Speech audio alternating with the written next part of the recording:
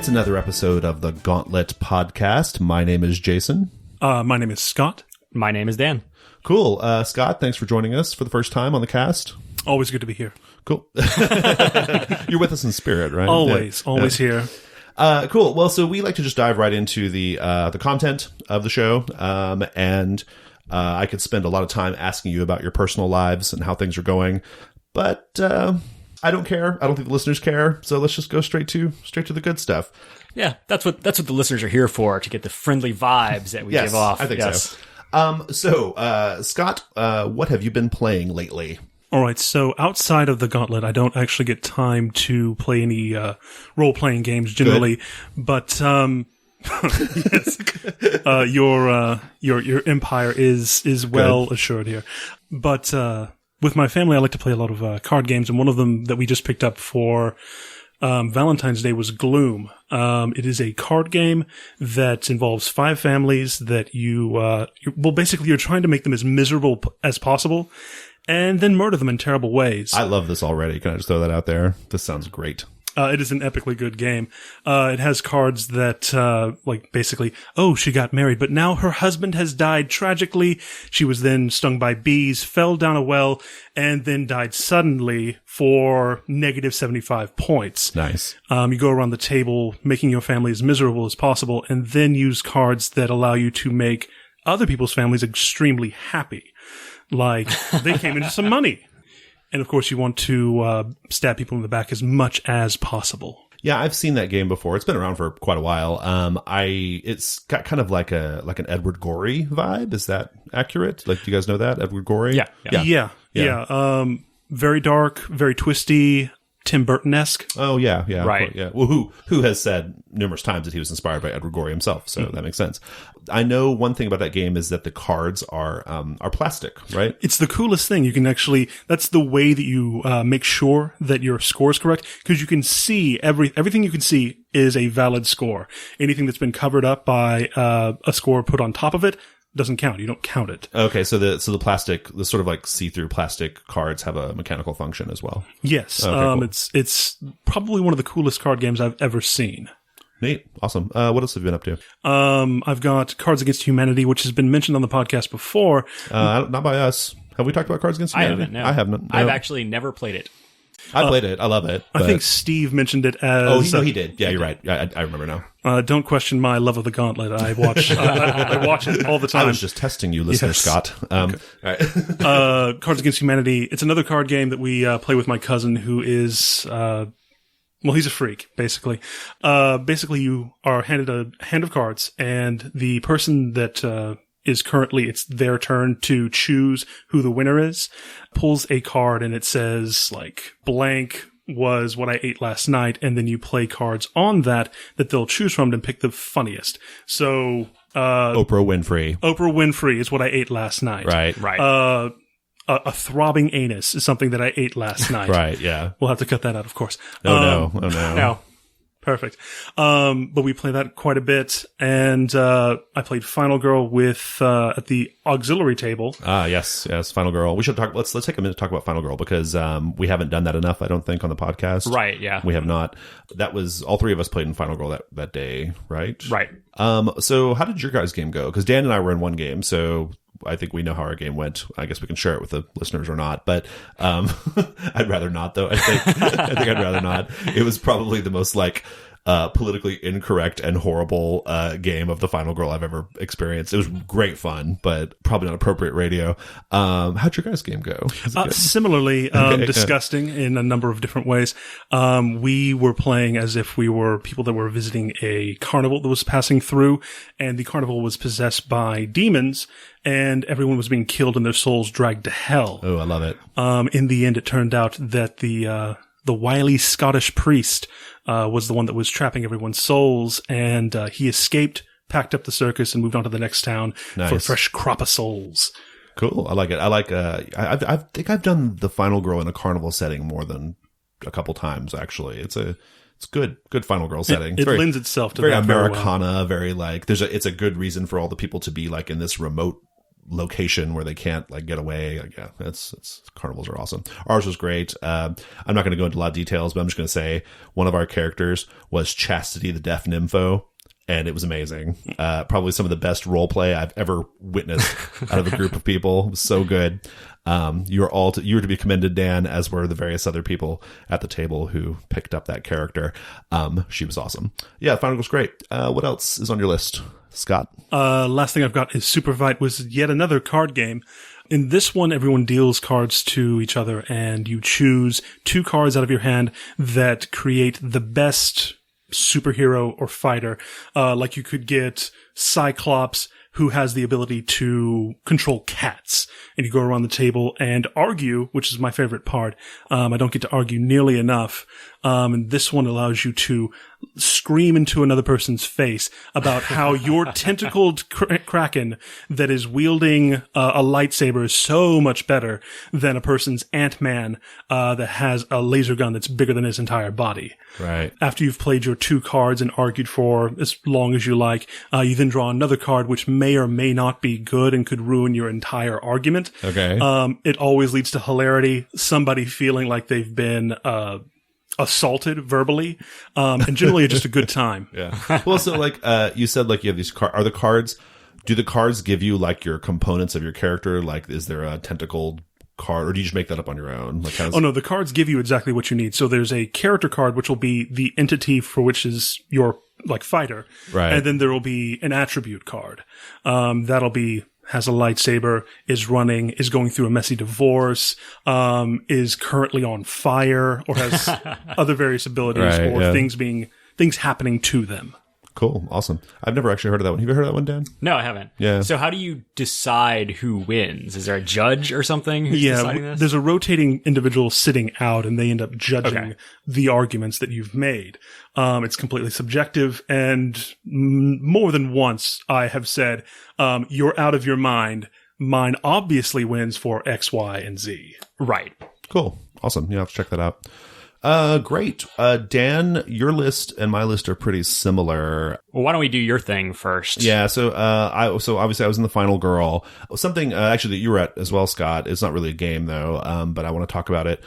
For Mandatory Fun Club on Friday, we did a game design challenge. And the challenge was to make a game, whose rules fit on 2 sides of an index card and that used fate dice. The tagline was, what the fuck are we going to do with all these fate dice? Because I have a bunch of fate dice. It's a common problem. Yeah, it's a common problem. I have a ton of fate dice and I don't like fate. So it was not, it was a fun exercise. I think it was a very like instructive exercise. It did not yield a game.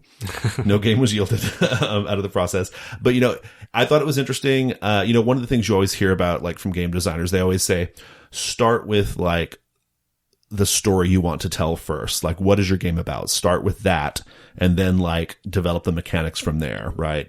Right. Going in reverse, like starting with like a mechanical conceit and then trying to shove a game into it or a story. That's almost impossible. It was not.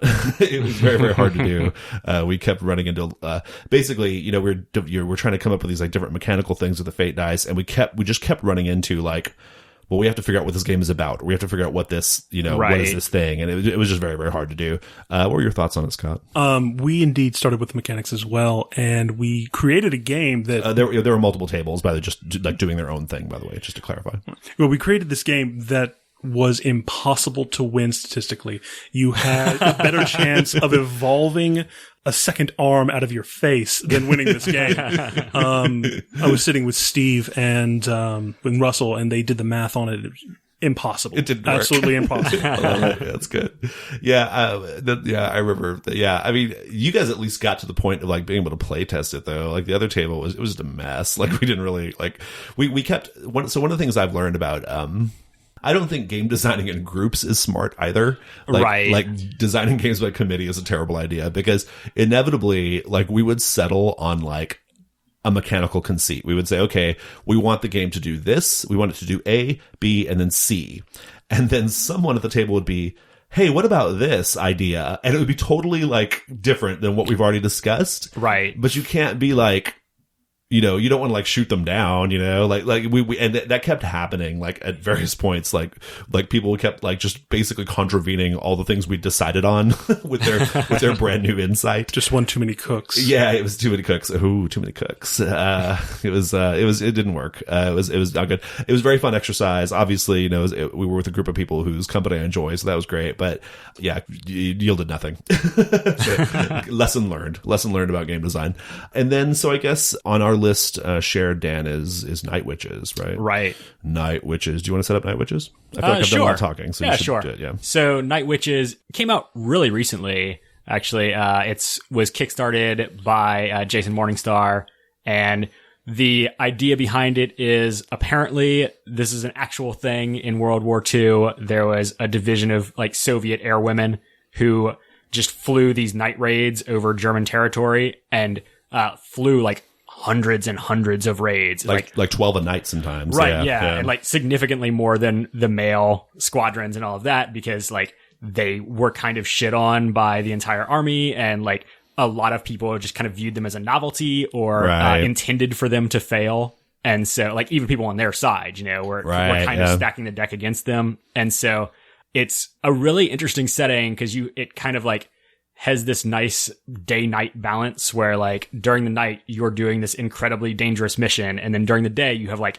the sort of drudgery of like making sure you're ready for the next night's mission. But then stacked on that is like dealing with the actual Red Army and like the sexist assholes, chauvinistic who run bullshit. Things. Yeah. So I mean that's kind of the setup. It was great. It was more than great. It was excellent. The production values on that game are incredibly high. I have all the little cards that came with the Kickstarter, if you Kickstarted that, and they have like, you know, character portraits and different little things on them. And I thought they added a lot to the experience. Yeah, I wasn't sold on those going in, but like it actually does. Having a picture of your character there actually does add a lot to it. Yeah, it made me wish that more games had something like that, you know. And I mean, I obviously, like that's not practical for a lot of games, right? You know, right? Sure, but yeah. Like to like have let's have a bunch of art for all these individual character portraits. But I mean, Jason Morningstar can do that because he had a very successful Kickstarter. But no, it was really cool. You know, the thing that it did that I think that makes it kind of unique vis-a-vis other PBTA games is that day-night thing. So like during the day you had certain moves available to you, and then during the night there were a different set of moves available to you. And we only did a one-shot, but it was kind of like a pre-packaged one-shot that came with the game, and it worked really well. And it was really awesome because I think we got a really, really good sense of like what this game is like. If you were going to play it over multiple sessions, like it would be like this, right? Like I think we got a really, really good sense of like the theme and stuff. And, like the sort of, like you mentioned, that grind, right? Like that daily grind. And, the part that really, really, I was very surprised that I enjoyed as much as I did was the nighttime part where you're doing the bombing raids, because I thought that was going to be, to my mind, like the interesting part of this story is them being at camp, interacting with each other, like, you know, making relationships and putting up with the men, right? Like I thought that was going to be the fun part, and it was fun. But I thought, okay, the bombing part, that's just going to be like, I don't know, like it's going to feel like a little anticlimactic, you know, or something. I just didn't think it was going to be good, you know? Yeah, I was kind of there with you. Yeah, I just thought, but it actually was surprisingly really good. The nighttime moves are designed to do, like, they're incredibly useful, and they do exactly what they're supposed to do, which is like create tension. Right. And really the stakes are high. Like your characters can die like pretty easily in every nighttime phase, you know? Well, I think one of the things that it does too that's really good is even rolling perfectly on the nighttime missions, things still go wrong. Yeah, there's still danger. Things go less wrong, but things still go wrong. Right, and like we had people dying when we were rolling perfectly. Right. And so then like that provides fuel for the next day cycle of like, well, now you get to explain to all your superiors how you screwed this up. Right. Even though you didn't. Well, we had NPCs dying, right? Yeah. Like the PCs though could easily die as well, like if you rolled a little more poorly. And, I just thought the game did a great job of like sort of conveying the danger of the situation and the sort of like high stakes nature of it all. Like I thought it was really great. Another thing that it did differently from other PBTA games, which I thought was really cool, was it has this thing called the mission pool. So during the day cycle, some of the things you can do, the moves will sometimes allow you to add to the mission pool, which is just like little tokens that you get to add to the pool. Right. And they represent like morale and readiness. So, and then in the night cycle, you can use that mission pool to make your job a little easier at night, right? Right. And so, like, in the day, you might, like, have some kind of, like, you know, some kind of conflict with a comrade or whatever that makes you, that forces a roll. And, you may, like, as the benefit of the roll might be, I get to add to the mission pool. And what that is in the fiction is, like, you guys bucking each other up, or, like, you know, or resolving some sort of, like, conflict between each other, which makes you both more mission ready, right? Like, that kind of thing. It was really neat. It was just a neat, one of the things thing. that also does is, that's one of the choices for, like, if you roll well, you can choose this, or you can choose to get what you want, right? So it kind of comes at the expense of what your character wants. That's so true there's too. this balance between, like, well, do I want to, like, help out the mission, or do I just want to, like, play for what I want. My selfish reasons. Yeah. It was great. There's a lot of themes that the game explores, which are terrific. Also, like, the sort of the paranoia of, like, being in the Soviet Red Army at that time, like, always being watched over by, like, you know, the Politruk or whatever. Like, that all came out really nicely too. I thought it was really great. Night Witches was awesome. Oh yeah, I loved it. Good stuff. I'm ready to play more. Yeah, me too. It was great. Cool. Is that it? I think. All for me. Cool. Let's go to the next segment. It's Giving Me Life. Is it? Yes. I love that. I really love it. I think it's really good. Okay. I love the awkward silence that follows it every episode. Yeah. That's my favorite part. It's good. You have the option of editing that out, by the way. Yeah, but I want to like capture the feeling of what it's like to be in the studio with the emptiness between the words. I should have done my original episode intro. I thought that would have been great. I'll do it next week. All Great. Right. So this is the segment where we talk about things that are not related to role-playing games, except when they are. And today they are. So let's start with Scott. What's giving you life this week? All right. Back in the day when we first started playing Lady Blackbird on the Wednesday nights, I'm not a big steampunk fan. So I was rummaging through some old research that I had done in college, and I came across this World War II propaganda poster, and it just struck me that why can't I take the physics or the mechanics from Lady Blackbird and put it into something that is more interesting to me, which would be like World War II, Nazi era, like escape movie. Like The Great Escape is one of my favorite movies of all time. Yeah. So at some point in the last month, I've been like going through and trying to find propaganda that I can use in this game that I'm basically reskinning. I'm going to reskin Lady Blackbird as a World War II escape I love it. game. That sounds great. Some of the stuff that I found is like extremely offensive, and from people that are famous and would not have expected it from. Like Dr. Seuss did a lot of very racist and very blatantly racist anti-Japanese U.S. Japanese citizens. Oh yeah. Depicting them as this homogenous wave of individuals. And it's just, it's been really interesting. I've started setting up different character skins that are related to the original Lady Blackbird, but are different. Like there's the aristocrat instead of actual Lady Blackbird. Right, yeah. There's the saboteur. There's the provocateur. There's a specific French phrase that means spy, but he's basically a spy character that uses his like charisma to, get what he wants and get What about the goblin? I haven't decided what the goblin's going to be yet. I've actually thought about it. I always play Snargle. In Lady Blackbird. He is the best character. Yeah. I love it. I was thinking like a French carny or gypsy. Actually, I love it. That was That's an not actual racist thought. at all. Gypsy. I don't think you can say gypsy Not at anymore. all. You can't say gypsy anymore. Romani is what you mean. Well, that's a very specific like sect of gypsy. But yes, you're right. That's gypsy's very racist. I am sorry, gypsies. If you're a gypsy and you're offended by that, do write in. So right now I'm going through and just trying to find the bits and pieces I need in order to set up this game, and I'm hoping to bring it to the Gauntlet on Wednesday sometime in the future, like 6 months from now, apparently. I think that would be great. So one of the things that Lady Blackbird is always lauded for is the fact that it's not just like character archetypes, it's actual characters, like they're named and everything. Like, are you going to actually like name the characters and give them A backstory? Yeah. Or are they going to be like character archetypes? I haven't decided yet. I've got them set up as character archetypes, but I realize that Lady Blackbird does have specific characters with a bit of backstory.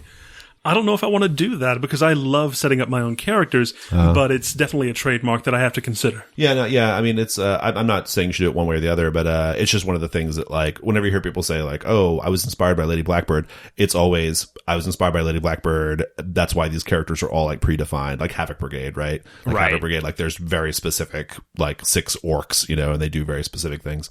I think either way would be fine though, don't you think? Dan? Yeah, probably so. Yeah. I don't know. I lean toward having like fully fleshed out characters because Right. then it's like you kind of know they make sense in the setting, even if like other people aren't as into the setting as you are. It's very easy to like for them to That's just a good point. read the character description and like now they have a character who actually fits into the world. Well, and like, one of the reasons why something as ornate and intricate as Lady Blackbird, and by intricate and ornate, I mean like setting wise, the reason why it works like in a one shot or a two shot is because all that stuff is done up front, right? Right, Like yeah. it's all done up front. You don't have to like, everyone can sit down, read the little paragraph and be like, boom, I know what my character is. I'm doing that, you know? So That would give me a reason to use some of that vast history education that I got. absolutely. There you go. Yeah, Yeah. there you Spent go. so much money, not a drop has been used yet. Cool. That's awesome. Dan, what's giving you life? So this week, the only thing I have been doing other than like eating and occasionally sleeping is playing Pillars of Eternity, which is a computer game. It's a RPG that is kind of like the old Baldur's Gate games, if you're familiar with those. So those actually were based on D&D though, and this is not. So they don't have the D&D license, which makes it really interesting because they kind of got to like rework their system from the ground up. And like, it's obviously like inspired by D&D, right? Yeah. So they have like They have mind slayers instead of I haven't flayers. gotten there, Yeah. but they have like That's a classic, They have yeah. like store brand magic missiles, right? Like the Right, great yeah. value version of the magic missile. Nice, I love it. And like you don't cast grease, you cast slicken and things like that. But it's actually pretty cool to see like how they've sort of done the mechanics, because one of the things they did, since they're not like tied into the old, like, these are your 6 stats, you have strength, dexterity, and constitution, blah, blah, blah. They kind of reworked all of that, and their goal was to make every stat combination viable. So things like, you have a stat called might, which is like, if you're a warrior, it's how hard you hit. If you're a healer, it's like how good you heal. And it's like how good you are at like imposing your will on the world, right? Okay. And so then you can be a high might mage and it actually makes sense. And, then you'll have something like intelligence, which is like how big your area of effect is and like how long your effects last and stuff like that. So it's actually balanced really well so that you can kind of do anything with any character and make it make sense because they're not actually tied back to D&D. So, yeah, just in general, like, it's really fantastic. They have a really great treatment of dwarves. They're not Scottish. They're actually like Eskimos, kind of. Inuits. Inuit dwarves. Okay. Yeah. That sounds so much better. I am definitely with you. I am sick of like Scottish drunken dwarves. I know. I am not. They are the worst. I feel like there's I love the probably classic some dwarf. There's probably some hanging around in this game because there's like 2 different types of dwarves or something, and there's like boreal dwarves who live in the forest, and they're the Inuits. Like, I don't know why the forest dwarves live on a tundra, but you know, it's their first time out of the gate with this thing. Maybe they haven't exactly worked out their Worked it all out mythology. yet, yeah. But anyway, great game. What are the elves like in this game? I have only seen one elf so far, and he hasn't even made a big deal out of being an elf, so I don't know. Let them be right. going extinct. No. See, okay, you guys are so... I love the elves. I love the dwarves. They are great. They're terrible. They are so It's much good. better when it's just like, hey, look, these are short Inuit people. I like the They're elves. actually not I like dwarves the at elves all. because they're this senior elder, like caretaker race of the world who are helping like shepherd man to claim his rightful inheritance. You see, I prefer the Guild Wars 2, where they're basically a carrot that has no life before their birth from this like tree pod. Yeah, I like those. Okay. That sounds pretty good. You Yeah, prob- do you- you're like let me elder guess. protector race. Do you super also boring. like orcs and goblins that are like sprung from mushrooms and funguses? Is that a... No, I actually prefer the Tolkien ones that like they come out of the ground Yeah, and I they're like once those too. elves Yeah. themselves. Yeah, I like. See, that's the kind of orc I like. We can all agree on orcs. That's great. Yeah, orcs Right. are fine. Yeah. Cool. Anything else you want to say about it? No, I think that's it. Okay. Awesome. Oh, did I mention Monster Hunter 4? You did not. Is that giving you life as well? It's so giving me life right now, and it's also sucking away every ounce of time that I have to spare. I fear for the future of this country. It's setting back this Lady Blackbird hack. It By really months, is. I'm I know. assuming. It could be Months. done by now, Yeah. if not for... But that's just the problem with your generation. You procrastinate and play and hunt monsters. You hunt monsters and put off more important things. It served me well so far. Let someone else do it. So, all right. Gosh. So wait, just to clarify, Jason, how many hours of Bloodborne have you played? I've played approximately 20 hours of Bloodborne. It is superb. It is excellent. What do you do in there? It's great. I'm led to believe you hunt monsters pretty much exclusively. It is more than that. It is more than hunting monsters. It is, you're exploring a world that has lore, but it's like sort of a mysterious lore. It's also a game of skill. It's highly, highly skill-based game. They're not monsters. They're like tormented people. Okay, yeah. Right. You like Monster Hunter people and Dark Souls, Bloodborne people are all in the same camp as far as I'm concerned. So. Really? Oh, wow. But you don't collect anything though, right? You don't have to go collect the monsters. Look at all the souls I've got. Yeah, but it's just a currency. It's just a currency. It's a currency. You don't like look at each of the individual souls. Like, oh, there's Susan. I would just like to say that for those people that are with me in the Monster Hunter like lineage, and they shall remain anonymous, they have said that they don't understand why you don't like Monster Hunter 4 because it itches all of those scratches that that you seem to like. I don't know. I've actually never played it. It might be amazing. I don't know. I have no idea. I'm just saying, you go out, you fight monsters, you collect cool loot, you come back, and you party. You have said those things in order. I do like that in Dungeon World. Yeah. That is what I like in Dungeon World. That's a good point. Maybe I'll have to check out Monster Hunter. I don't know. But here's another thing too. They're already on like Ultimate number 4 or whatever. Like I feel like it's too late. Like I can't dive in now. This is a brand new world. You definitely need to get in now. Wow. Okay. Well, anyway, so thanks for calling me out on my hypocrisies. All right, cool. Actually, I just didn't know. So yeah, I think we'd all agree that Pokemon's shit, right? Oh, it's terrible. It's a terrible addiction that I've kicked. Okay, all right. You've just replaced it with monsters. With other monsters. Other monsters. Other kinds of monsters. Yeah. Oh, God. Oh, we can all agree Yu-Gi-Oh shit, right? Absolutely. I don't even know what that is. All right, well, there you go. All right. What's giving me life? Oh, yeah. So the thing giving me life this week is pretty fast. So Indiana just passed one of these dumb religious freedom bills, which are essentially like licenses to discriminate against gay people, right? I guess theoretically it's a license to discriminate against anyone who's not already a protected class or whatever. But anyway, Indiana passed this bill. They're getting a lot of pushback from it. It's probably a stupid idea to do it in the first place. But one of the things that was happening in the run-up to whether or not Indiana would adopt this legislation was Gen Con, which is the great gaming convention that takes place in Indianapolis and has for the last, however many years. They basically sent a letter to the governor saying, we're going to move Gen Con if you sign this bill. And I really liked that. I thought that was great. I don't go to conventions myself. I have been to Gen Con. I wouldn't mind going to Gen Con again, but as a general matter, I'm not really into the convention scene. And I'm also not really into the quote unquote gamer scene either, just because I've always had kind of I think I have some prejudices from I think the most obnoxious gamers, the most obnoxious and horrible racist gamers are always the ones that you hear about, you don't usually hear about the good people, Sure. And particularly in video games, right? And so it was really nice to see that Gen Con, this big organization, was willing to take a stand for something that, they thought was right. And so I was into that. And I thought it was really cool. And it kind of made me feel I know that the role-playing game community is a pretty good community for the most part. I mean, I think there are probably segments that are not, but well, I think in general it's pretty progressive, though. Yeah, it's probably pretty progressive. Yeah, it probably is. And so I don't know. It was just a nice reminder that that the role-playing game community is a little bit more progressive, which is awesome. And it was nice to see that that Gen Con had the back of the people, their members who believed that this was bad legislation. So cool. Much respect to Gen Con. Yeah. All right, cool. Let's go to the next segment. So for our topic today, we wanted to discuss what I think is probably, I think it's probably the most important topic in role-playing games in a lot of ways, which is trust at the table, trust between players, trust between the GM and players if it's a game that has a GM. What is why is trust important? How do you build and establish trust? That sort of thing. So I think we should just kick off with a question. I'd like to get both of your opinions on what do you think, why is trust so important? Dan, do you want to start? I mean, if we're talking about trust between the players and the GM or something, right? Or between players and each other, I think that it's always just in general, it's kind of hard to put yourself out there and role play. Right. So yeah. It's kind of a weird thing to do.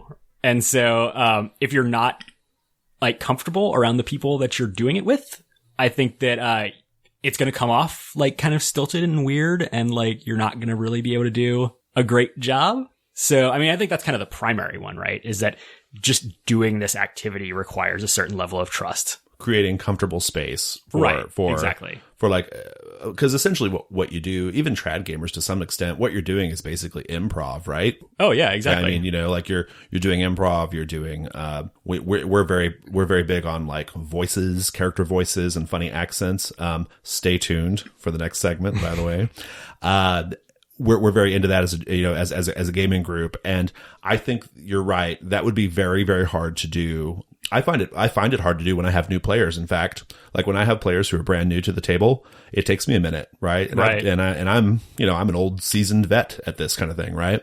But it takes me a minute because I think that they're going to judge me, you know, yeah. like this person's probably judging me right now, right. you know, and I think I get over it pretty quickly, but I think it's natural to feel like I'm being judged. Oh, yeah. Right. Yeah, like whenever I played Breaking the Ice with my wife, after we were done, the first thing she said was, that would be real weird to do with like people you didn't know. So, and I think that's very true, right? Yeah, I think it's, well, that's a game about dating though, right? That's sure, extra, yeah. That's an extra layer of weirdness. Extra weird, yeah. But I mean, just in general, like just trying to role play would be weird. Like I can see how it's weird if you don't actually trust the people that you're there with, right? Scott, what are your thoughts on that question? Like, why is trust important? Or do you have anything to add to that? Well, trust is like always, like whenever you read one of those magazines, it says like, what are the top 10 things that you need in a relationship? Trust is always at the top. And role playing, just like anything else where you're doing it with a group of people, you're building a relationship between yourself and one other person or a group of people. And if you're trying to present yourself in something that you're not, you don't come off as genuine. You don't feel comfortable. So you're not giving of yourself. Right. Yeah. I think that's what it's all about, right? Like you're trusting people enough to be vulnerable and give a piece of yourself over to them. Yeah. Yeah. That's very well put. Okay. That's good. What do you guys think about like the GM versus player situation? Like, do you think that's different? Are you talking about like the dynamic between the two? Yeah. Like, are there different types of trust? Well, sure. So I think the most obvious one is as a player, like the GM has a lot of power over your fun, right? And the story you get to tell. And so if you don't trust that they're actually there to sort of like cooperate with you, if there's like this players versus the GM mentality, then I don't think that goes well. I've seen that go poorly. Right? I've been in that game probably 24 times, right? Yeah. Right. Like where it's pretty obvious that the GM has an agenda. Mm. That agenda doesn't necessarily align with the players having fun. Right. And that's a trust issue. I mean, that's not about like, you know, oh, do I trust this guy to you know, it's, I think like, you know, a certain component of trust is like managing expectations, right? And like delivering on expectations is a big part of it. And I think that's part of the GM's role. What are your thoughts on that, Scott? Absolutely. Like trust when it comes to a group where you don't have a close like interpersonal relationship in a group such as ours. I don't see you every day. We're not going to see each other at home.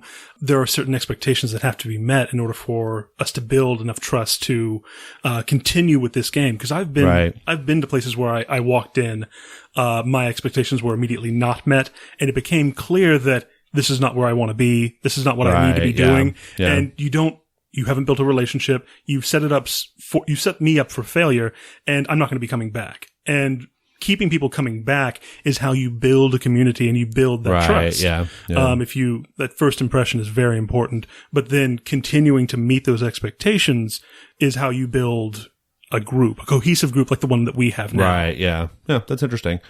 Yeah. I agree with that for sure. I guess, you know, like when I think about the GM player relationship, I tend to be the GM in the games we play. I probably GM the majority of the ones that are GM'd, right?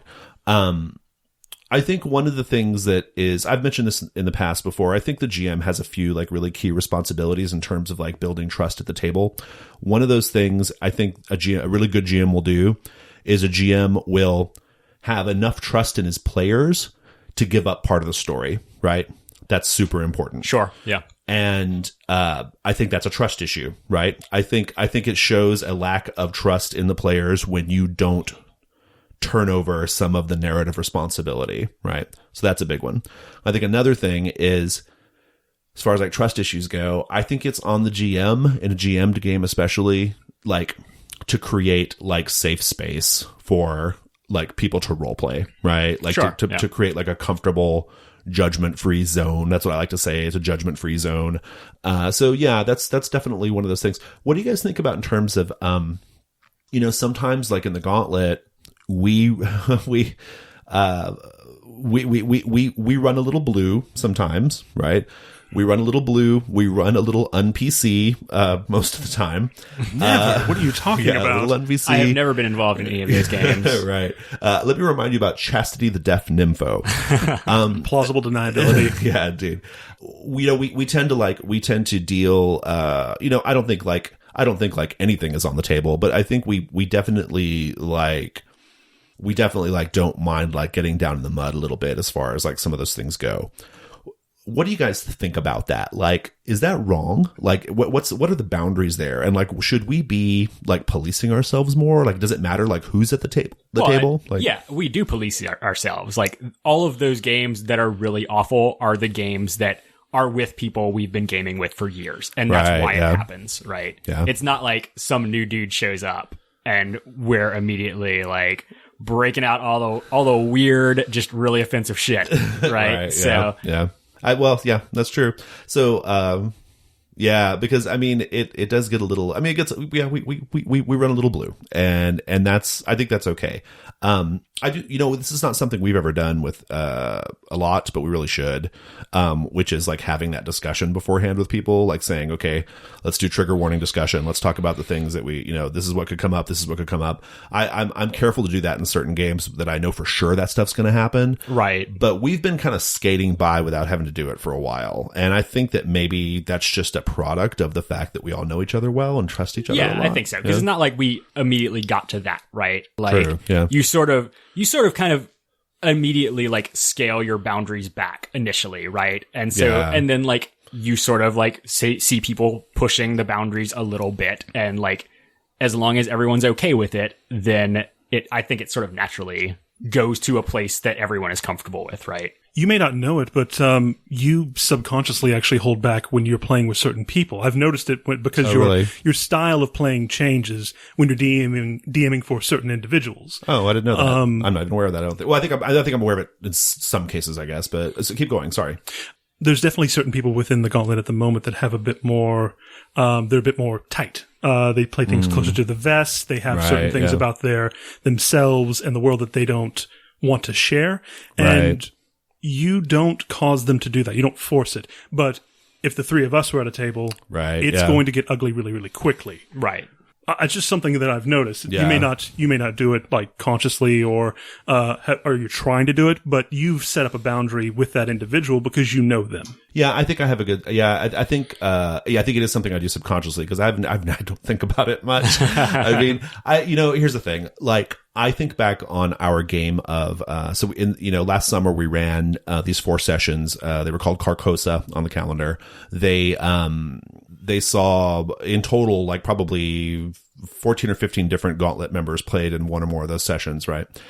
So the setup is it's this OSR setting called Carcosa, which is itself kind of like infamous in the hobby because it has all of these like really grotesque rituals and like things that go on in the setting. It's really, really gross and disgusting. And I caught a lot of flack for when I was going to run it. Like Rob, before he tragically was murdered.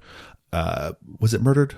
No, he just died. Murdered in a VR accident. Right, yeah, that's right. He put himself in a situation that caused his own death. Indeed, yeah. So, before he died, he was giving me a lot of shit about that because he just thought that was like, like that was like way out of bounds, right? Like Carcosa was out of bounds, right? It's this like notorious setting. But here's the thing, like, I was worried about it. I was really worried about like how this is going to go. But here's the thing. It was great. Like those Carcosa sessions, I think, I've had people tell me that those were some of their like most unforgettable gaming experiences, right? But what was happening was there was a very, very there was a lot of trust going on at the table. Like there was a tremendous amount of trust.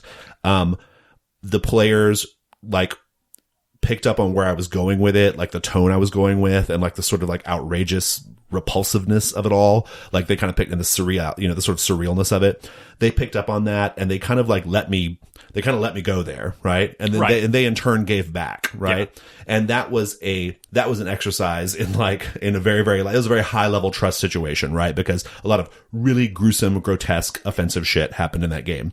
But it was great fun. But it would not have been fun if there had been someone at the table who was uncomfortable by it. Right. Right. And I wouldn't have done it. Yeah. Right. And so, yeah, it's trust is very powerful. Like when you have it, it really, really, affects things and can change just what you can get away with. I mean, even the games that we play that are just more about like emotional issues or a little bit more like, personal sort of like stories, those require trust too. Right. Oh, sure. Because like Misspent Youth, right? Yeah. Like that's not a grotesque game, but it's not offensive necessarily, but it definitely requires like a certain level of like, I'm bleeding a little bit right now emotionally. Like this is something this is really super, like this little aspect of this game is maybe a little hard for me, but everyone's kind of like aware of it and not pushing unnecessarally, like, pushing enough to get it done.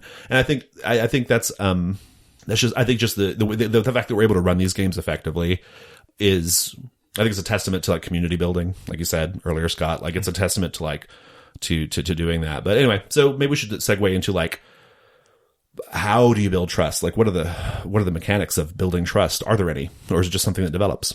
Thoughts? Well, so I think that regardless of what you do, as long as you're like not completely insensitive to what other people are putting down, right? Like as long as you're like kind of having a conversation with these people and like you're reading them as well as they're reading you, like you'll kind of come to a natural equilibrium, right? Where like, what is cool with them and what's not. Yeah. So, I mean, I think even if you're not trying, eventually that happens. Yeah. But I don't know, there's probably ways to get there faster. Oh, before we dive into that part of the conversation, can we go back for a second?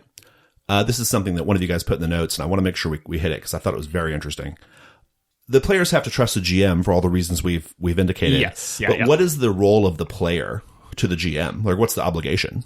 So I think that in a lot of cases, that's just as important. Anytime I run something, like I'm really counting on the fact that I run a lot of games that I would be really uncomfortable running with people who I didn't know, because a lot of these things, especially like games that you haven't run before or anything like that are weird and kind of out there. Like if you know that like, I can deliver this to the players and they're going to pick it up and like make their own fun to a large extent. Like it's not all on me to sit there and provide the fun. Yeah. I think that makes it a lot easier. I agree. I was only able to get into one of these sessions of Carcosa, and it's up there with the best games I've ever played with the Gauntlet. Thank you. Now, for the relationship between the GM and the player is just as important to have trust as a player versus player or the GM towards the other players. Think of Carcosa with a group of people that you've never played with before. Right. Would that have gone off well? No, it would have been terrible. No, it would have been horrible. Right. Yeah. So it's a relationship. It goes back and forth. It's equal on all parts. All right. Okay. So just because the GM has an outsized role at the table, he doesn't necessarily have an outsized role in terms of the trust relationship. Right. Because the GM doesn't have a larger role than each player. Each player as an individual does not do as many actions as the GM. It doesn't have as many decisions, but as a group, they easily outweigh the GM. And it only takes one individual in that relationship to ruin it for everyone. Right. Yeah. We have instances within the Gauntlet where one individual, like the night was going great, and this one individual, one action, that night is now blemished. And that is and that's trust thing too, like everyone's entitled to have fun at the table, even the GM. I think this is honestly where story games deviate in a big way from like say Pathfinder, in which I think that there's no expectation that the GM is having fun. I don't think that's true. I think that's true. So anyway, I think you're projecting your own experiences running Pathfinder. That's way to get on the side of Pathfinder, Dan. I'm just saying there are plenty of people who run a lot of Pathfinder, I know. They don't seem as miserable as I would be if I were running it. They have an ashen gray complexion, and they do look like they just got out of the gulag. But I have to do my weekly like standing up for Pathfinder people. Yeah, you should. No, everyone's entitled to have fun, right? I think that's it's equally true for the GM. The GM is entitled to have fun as well. Just like the players are all entitled to have fun. And you're right, Scott, when there's one player who is not pulling their weight or they're doing something distracting, that's a trust issue. Like, you cannot trust that player. I think you give that player a warning, right? Maybe that's what we do. You get one warning. Right. And if just you like baseball, yeah. one strike and you're out. Right. That's how baseball works, right? we are more avid sports people. We are, yes, exactly. Yes. What we do is harder than professional baseball. You get one strike. So. Point. Yeah. One strike. That's it. We get two, right? You get 2 strikes in the gauntlet. You get one warning and then, yeah. Okay. So, sure. Right. So, I don't know. No, but it's true. Like, I think that's a trust issue. And I think you should have the, I think, you can be a perfectly lovely person, but if you're not playing the game well, if you're not engaging with the mechanics, if you're not paying attention, if you're not, if you're doing something that's obnoxious or distracting, you can't be trusted at the table. And, that's, I don't know, it's another aspect. It's another sort of dimension of trust, but it's an important one. So, yeah, I agree. Also building trust. Let's go back to that. Thoughts? All right. Well, I think the basis of building trust is just being able to empathize with other people. We at the Gauntlet, we have a myriad of different people. I have to admit that a lot of us look or are made the same. We're all... What does that mean? Well, how's this? The 2 people at the table don't fit this criteria, but there's a lot of tall, white, bearded, overweight men in the Gauntlet. Yes, you are all incredibly bearded and incredibly overweight. That's true. No. Harsh but true. No, I'm totally joking. I don't see size. Right. So, yeah. But there's a lot of people. Just like I don't see race. I don't see race and I don't see size. There are a lot of people coming from different backgrounds within the Gauntlet, and you have to be able to empathize with them as a person in order to build a relationship and build trust. Yeah. I think I'm not good at that sometimes. You do have certain criteria for which there is no reckoning. Yeah, I think I'm not good at that sometimes. What does that mean? Here's the thing. Like, here's the thing though. Like, I am often, let's explore this. I am often, like, I think I sometimes get like a reputation as being like somewhat like summary and harsh about things, right? But in my defense, I would like to say that it's mostly a product of the fact that, like, organizing this stuff it's a bit of an effort, right? And like at a certain point, you have to become a little mercenary, I guess. I prefer the term decisive. Yeah, decisive. We're definitely decisive. That's a thing. I think it's quality. No, you're right. I mean, empathizing and sympathizing that's important. I agree. That's important. That is an important thing to do. Yes, empathy is good. Empathy is good. No, you're right. I agree. What other thoughts on building trust? I mean, I think the biggest thing is just to be consistent. I think consistency is super important. I think I think one aspect of trust is being able to like deliver. Like, I don't want to be the guy who schedules a game and then cancels it the morning of, right? I don't want to be that guy. Yeah. That's a trust issue. I don't want to be the guy who, I have to kind of like watch myself sometimes because we have certain players who will do funny voices and characters and stuff that I think are a little offensive and they kind of bother me a little bit. And I will sometimes like smack that person down, that specific person down a little bit. And I feel kind of bad about it because it's like, he's trying, and I feel like maybe I've like, I think I'm not being consistent with like my like trustworthiness there. Like, I think I'm being like, I'm coming out of nowhere with that sometimes, but, I don't know. Thoughts? I'm just rambling now. Yeah. I think that you do have a firm hand, but you tend to place it where it needs to be. But I think that if the group was of the proper mix, you would probably let some of that stuff go unless it offended you personally. Yeah, I mean, the thing is, like, I think that's all about trust, right? Like, I think when you're with a group of people, like, even if it's a small home group, I think that's part of like trust building is being able to say to the people who are not pulling their weight or the people who are distracting or being obnoxious, like, to be able just to tell those people, you are unhelpful. Like, you are unhelpful and you get one chance to start being helpful. I think that's a trust issue. I think because I think the players trust me to make those decisions, and I think that's okay. So, on the topic of actually building trust, right. I think that the Mandatory Fun Club that was been recently introduced has been very helpful in that, because it's a definite break from the normal role playing or one shots that we do, and it gives everyone a chance to see everybody in a different light, to get them to know them as a person.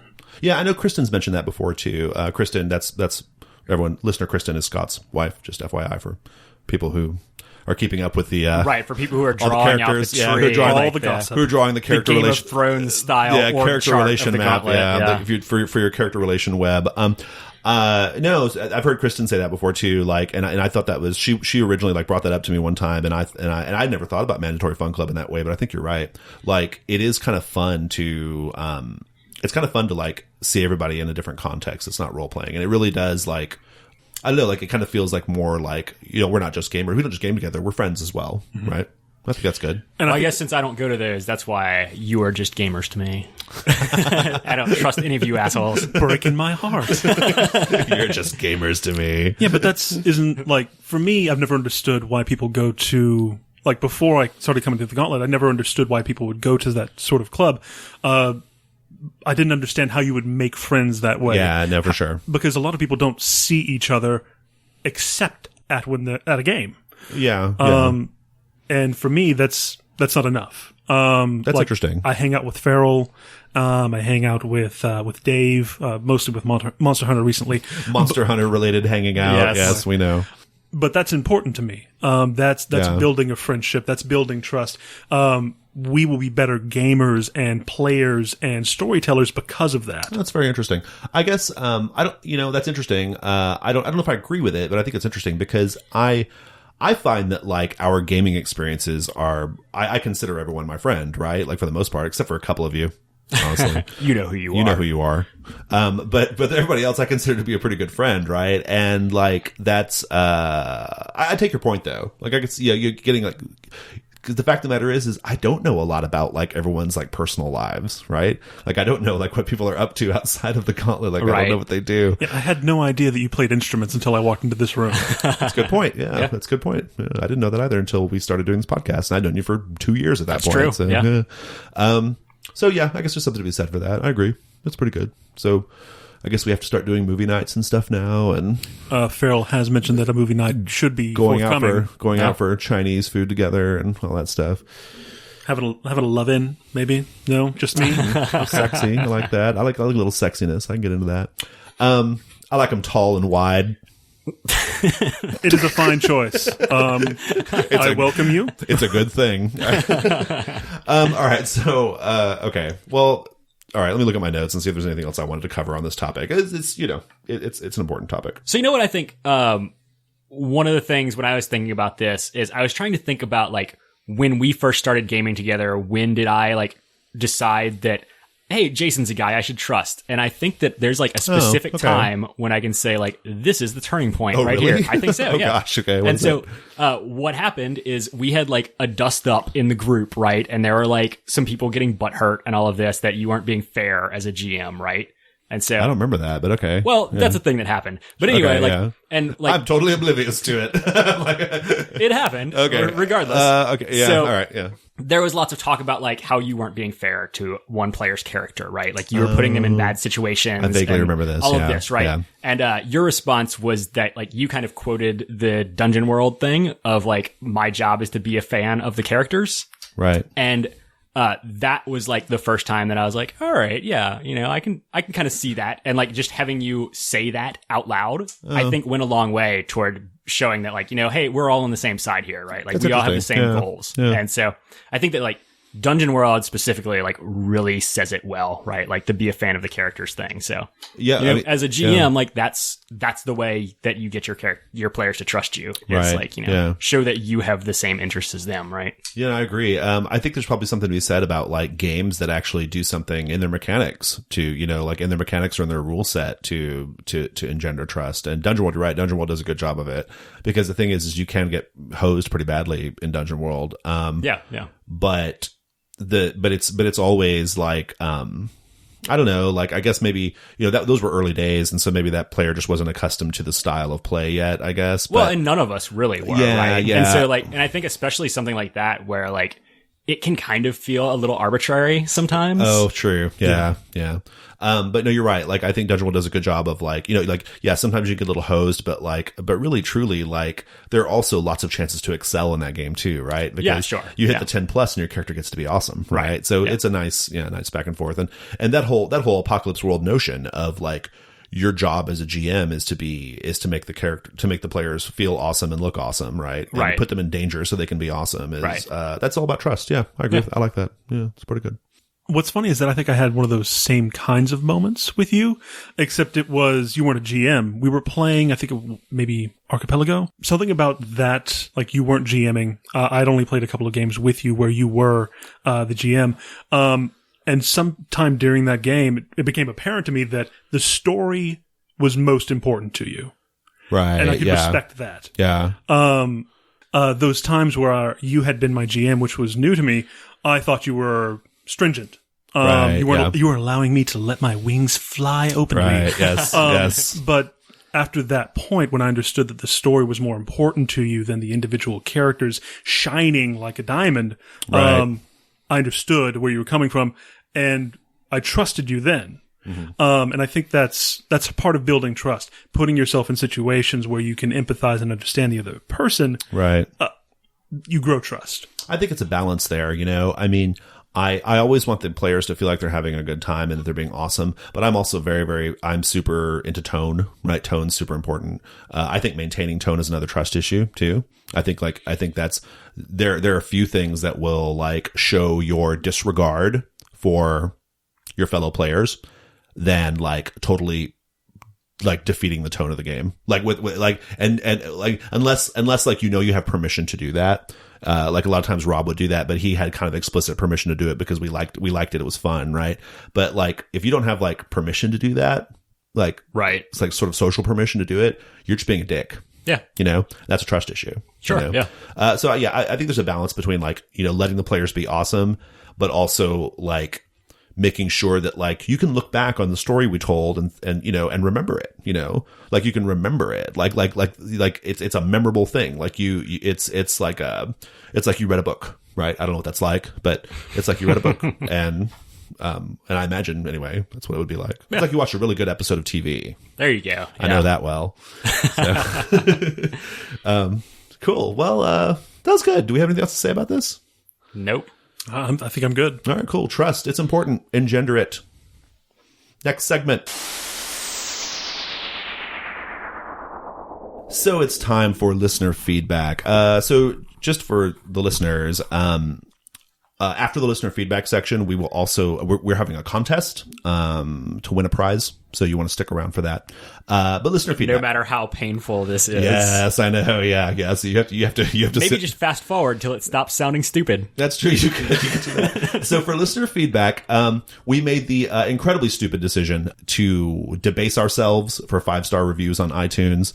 Thank you for bringing me in on that, actually. Yes, I know. Well, you should take it as a compliment. I thought, who would be great at this? Who's good at debasing themselves? Who's good at debasing themselves? It's definitely Scott. So he has no self-worth. We have chosen to debase ourselves for 5-star reviews on iTunes. We have asked listeners to submit 5-star reviews, and today we are going to read them in the accent of the review author's choice. I should like to mention everyone failed at this assignment because we said accents, as in country of origin accents, but everyone gave us funny voices. So I feel like the rules were broken, and I feel like you've all failed. But we're going to push forward in the spirit of this project and do your dumb voices that you have requested we do for these reviews. So I think we should just dive right in.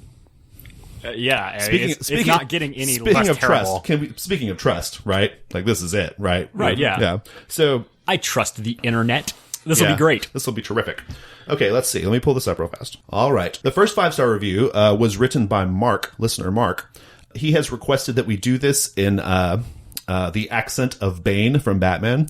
That's not an accent, listener Mark. That's a funny voice. Well, there might be a region of like Gotham land where Bane comes where from, they talk right? like that? Yeah, sure. Okay, right. Yeah, Banese. Right. Yeah. Okay, so the problem is I can't, I have to put my hands over my mouth for that one. Okay, here we go. I came for the mains. I stayed for the podcast. Good information about role-playing games. Funny podcasters. Steve Maines always gets a smile out of me. Looking forward to more. All right. Well, this is going great. That was great. Moving on. I think you're next, Scott. So have at that. All right. So the next one is, where am I?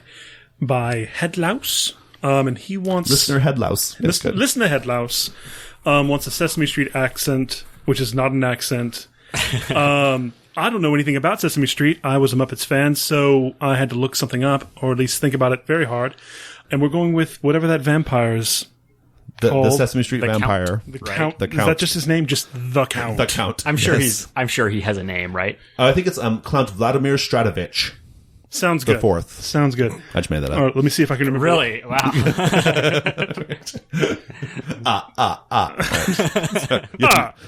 Oh, very good. Of all the gaming podcasts, I reside in a state that starts with the letter T. The gauntlet takes the cake.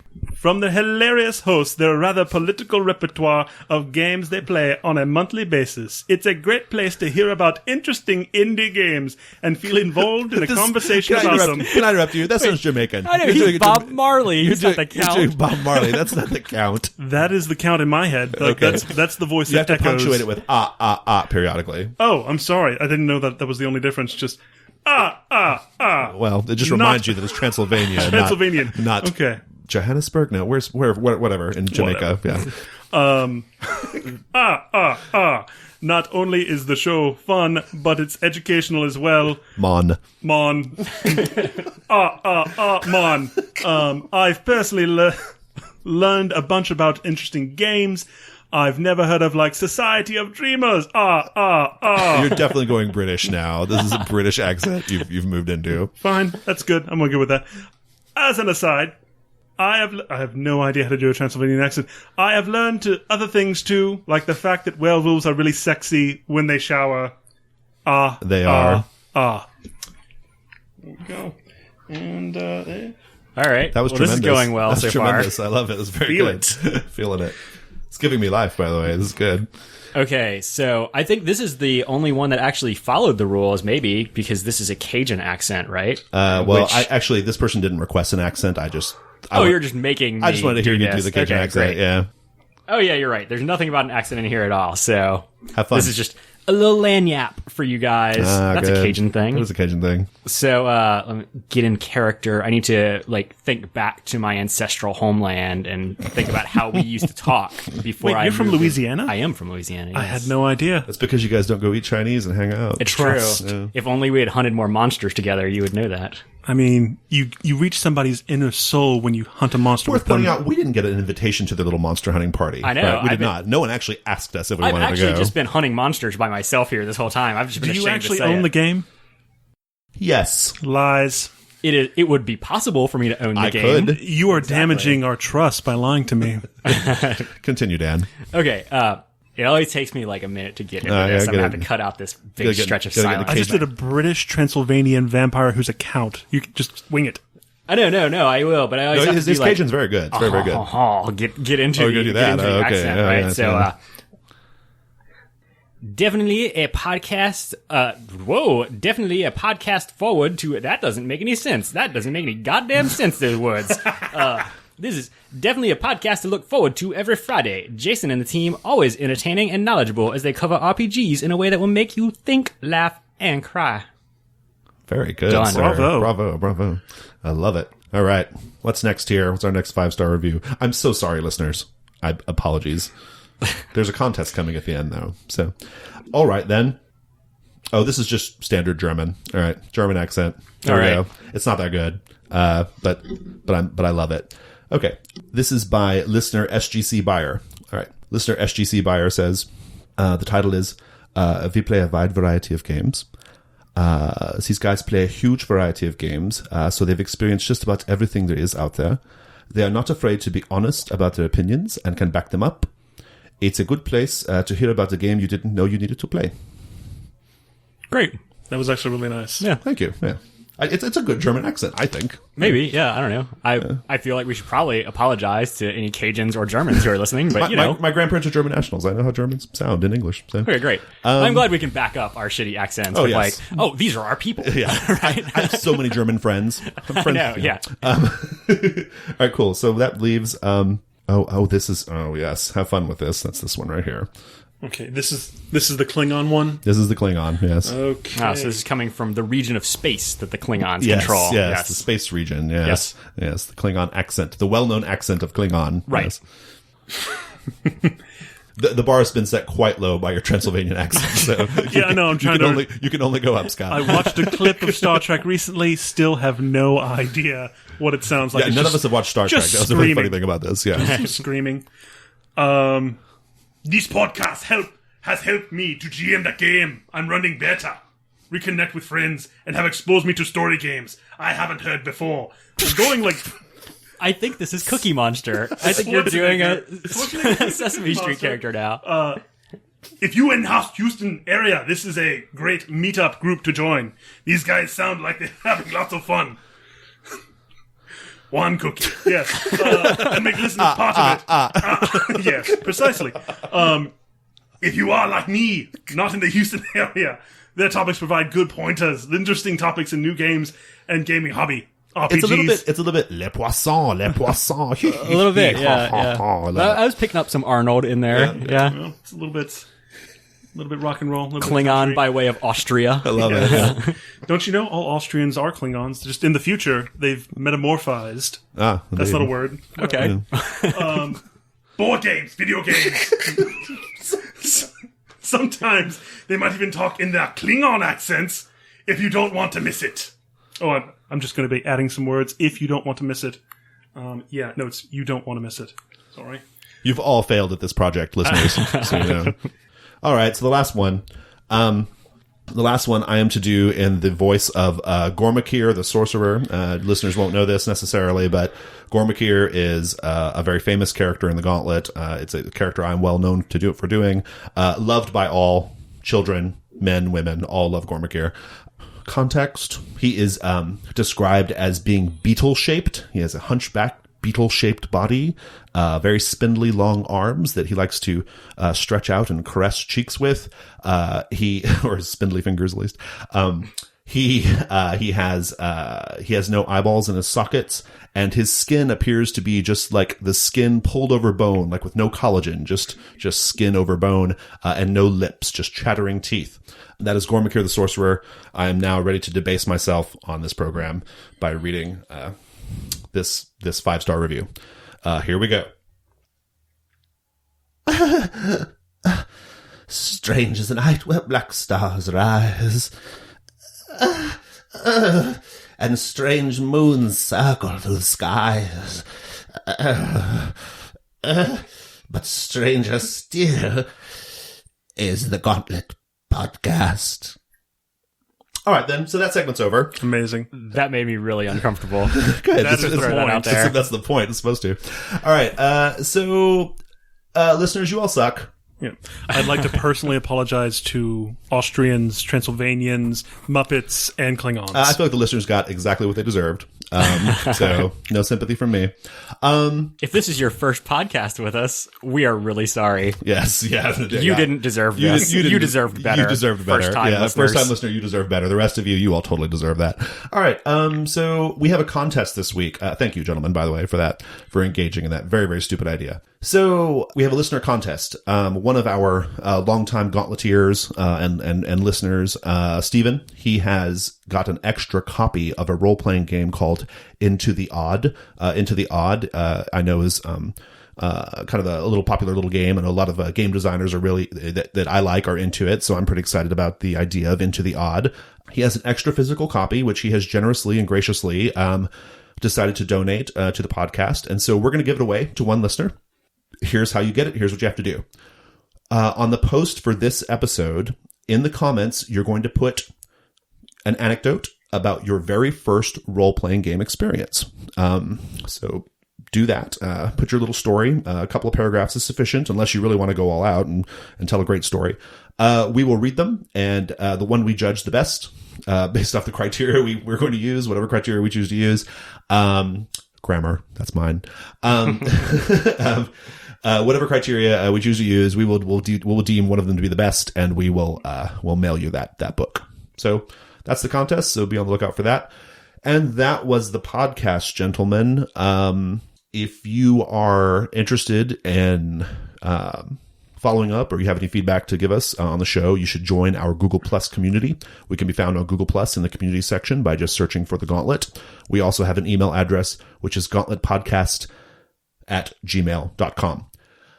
That's all I've got. Thank you so much, Scott. You were a joy and a pleasure. Thank you for having me. Indeed. Dan, thank you so much. Yep. For all the work you do. Thank you. Podcast end.